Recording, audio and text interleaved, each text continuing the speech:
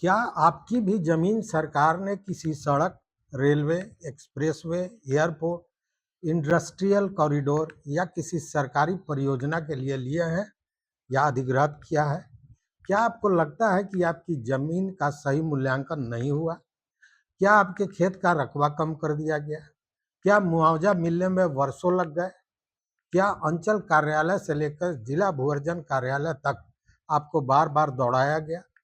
अगर इन सवालों में किसी एक का भी जवाब हाँ है, तो आज की यह खबर आपके लिए बेहद महत्वपूर्ण है, क्योंकि बिहार सरकार ने एक ऐसा फैसला लिया है जिसका असर सीधे हजारों भूस्वामियों पर पड़ सकता है। राज्य के सभी 9 भू-अर्जन पुनर्वास एवं पुनर्व्यवस्थापन प्राधिकार, जिसको लार भी कहते हैं, में आखिरकार पीठासीन पदाधिकारियों यानी जजों की नियुक्ति कर दी गई है। अब किस जगह पर किसकी नियुक्ति हुई है, यह भी बताएंगे विस्तार से। लेकिन अब एक सवाल है कि क्या अब वर्षों से लंबित भू-अर्जन विवादों का निपटारा होगा? क्या अब जमीन मालिकों को समय पर न्याय मिलेगा? और आखिर इतने महीनों तक ये पद खाली क्यों पड़े थे? आज इस रिपोर्ट में पूरी कहानी विस्तार से समझिए। दोस्तों, बिहार में शायद ही कोई बड़ा प्रोजेक्ट ऐसा होगा जहां भूमि अधिग्रहण को लेकर विवाद न हुआ हो। कहीं किसानों ने कहा कि बाजार मूल्य से बहुत कम मुआवजा दिया गया, कहीं आरोप लगा कि जमीन का रकबा कम दिखाकर करोड़ों का नुकसान कर दिया गया, कहीं अवार्ड में गड़बड़ी हुई, कहीं पुनर्मूल्यांकन की मांग हुई, तो कहीं अंचल कार्यालय, भूअर्जन कार्यालय और दूसरे सरकारी दफ्तरों में चक्कर लगाते लगाते लोग वर्षों तक परेशान होते रहे। यही कारण है कि भूमि अर्जन पुनर्वास एवं पुनर्व्यवस्थापन में उचित प्रतिकार और पारदर्शिता का अधिकार अधिनियम 2013, लार एक्ट 2013 में एक अलग न्यायिक व्यवस्था बनाई गई। इस कानून के तहत प्रत्येक राज्य सरकार को भूअर्जन पुनर्वास एवं पुनर्व्यवस्थापन प्राधिकार स्थापित करना होता है। यही प्राधिकार भूमि अधिग्रहण से जुड़े विवादों की सुनवाई करता है, जैसे मुआवजे का निर्धारण, बाजार मूल्य का विवाद, रकबा का विवाद, पुनर्व्यवस्थापन और पुनर्वास, प्राधिकार अधिग्रहण की प्रक्रिया से जुड़ी शिकायतें और अन्य वैधानिक विवाद। कानून की मंशा यह थी कि ऐसे मामलों का यथासंभव 6 महीने के भीतर निस्तारण हो, ताकि किसानों और भूमि मालिकों को वर्षों तक अदालतों के चक्कर न लगाने पड़े। लेकिन समस्या समाप्त नहीं हुई।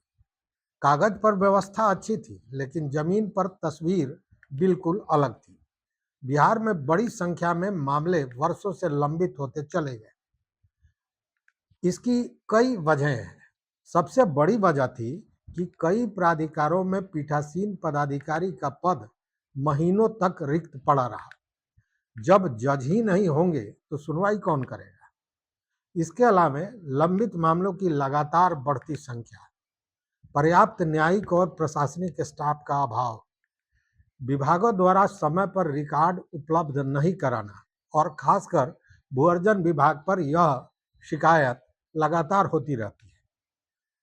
अंचल, भूअर्जन और अन्य कार्यालयों से रिपोर्ट आने में देरी, पक्षकारों द्वारा बार बार स्थगन की मांग, कई मामलों में सरकारी विभागों की ओर से समय पर जवाब दाखिल नहीं होना, और इन्हीं सब कारणों से 6 महीने में फैसले देने की व्यवस्था व्यवहार में प्रभावी नहीं हो सकी और अनेक मामले वर्षों तक लंबित रहे और लंबित हैं। अब बिहार सरकार ने इस दिशा में महत्वपूर्ण कदम उठाया है। राजस्व एवं भूमि सुधार विभाग के निदेशक श्री कमलेश कुमार सिंह ने 6 अगस्त मतलब आज ही को पत्रांक 1404 के माध्यम से अधिसूचना जारी करते हुए राज्य के सभी 9 भूअर्जन पुनर्वास एवं पुनर्व्यवस्थापन प्राधिकारों में पीठासीन पदाधिकारियों की नियुक्ति कर दी है। बताया जा रहा है कि इसमें से कई पद लगभग 6 महीने से रिक्त थे, जिससे मामलों की सुनवाई प्रभावित हो रही थी। सरकार द्वारा जारी अधिसूचना के अनुसार मुजफ्फरपुर प्राधिकार में सेवानिवृत्त जिला एवं सत्र न्यायाधीश श्री अली अहमद की नियुक्ति हुई है। वहीं सारण प्राधिकार में सेवानिवृत्त अध्यक्ष राज्य परिवहन अपीलीय प्राधिकार श्री संपूर्णानंद तिवारी को जिम्मेवारी दी गई है। दरभंगा प्राधिकार में सेवानिवृत्त प्रधान जिला एवं सत्र न्यायाधीश श्री देवराज त्रिपाठी की नियुक्ति हुई है। वहीं भागलपुर की बात करें तो वहां प्राधिकार में सेवानिवृत्त प्रधान जिला एवं सत्र न्यायाधीश श्री विजय आनंद तिवारी नियुक्त किए गए हैं। गया प्राधिकार में सेवानिवृत्त प्रधान जिला एवं सत्र न्यायाधीश श्री विनोद कुमार तिवारी को नियुक्त किया गया है। वहीं मुंगेर प्राधिकार में प्रधान जिला एवं सत्र न्यायाधीश श्री राकेश मालवीय को जिम्मेवारी मिली है। पूर्णिया की बात करें तो पूर्णिया प्राधिकार में प्रधान जिला एवं सत्र न्यायाधीश श्री राधेश्याम शुक्ल की नियुक्ति हुई है। कोसी सहरसा प्राधिकार में प्रधान जिला एवं सत्र न्यायाधीश मोहम्मद हसमुद्दीन अंसारी को पदभार दिया गया है। और पटना प्राधिकार में प्रधान जिला एवं सत्र न्यायाधीश रिटायर्ड सेवानिवृत्त प्रधान जिला एवं सत्र न्यायाधीश हेमंत कुमार त्रिपाठी को पीठासीन पदाधिकारी बनाया गया है। देखिए, लार एक्ट 2013 के अनुसार पीठासीन पदाधिकारी के रूप में ऐसे व्यक्ति की नियुक्ति की जाती है जो वर्तमान या पूर्व जिला एवं सत्र न्यायाधीश हो अथवा कानून के निर्धारित पात्रता पूरी करने वाले अनुभवी विधि विशेषज्ञ हो। इसका उद्देश्य यह सुनिश्चित करना है कि भूमि अधिग्रहण जैसे संवेदनशील मामलों का निर्णय न्यायिक अनुभव रखने वाले अधिकारी करें। लेकिन अब सवाल है कि जमीन मालिकों को इससे फायदा क्या होगा, और यही सबसे बड़ा सवाल है कि क्या इससे जमीन मालिकों को राहत मिलेगी। यदि नियमित रूप से अदालतें संचालित होती हैं, पर्याप्त स्टाफ उपलब्ध कराया जाता है और विभाग समय पर रिकॉर्ड उपलब्ध कराते हैं, तो वर्षों से लंबित मामलों की सुनवाई में निश्चित रूप से तेजी आने की संभावना है। मुआवजा विवाद हो या रकबा विवाद हो, पुनर्मूल्यांकन हो, पुनर्वास हो और अन्य लंबित मामलों में सुनवाई फिर से गति पकड़ सकती है।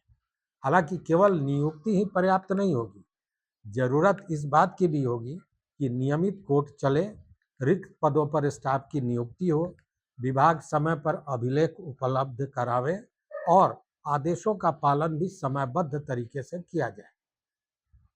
फिलहाल बिहार सरकार द्वारा सभी 9 भूअर्जन पुनर्वास एवं पुनर्व्यवस्थापन प्राधिकारों में पीठासीन पदाधिकारियों की नियुक्ति ऐसे समय में की गई है जब राज्य में सड़क, रेल, औद्योगिक परियोजनाएं, एक्सप्रेसवे और अन्य विकास कार्यों के लिए बड़े पैमाने पर भूमि अधिग्रहण चल रहा है।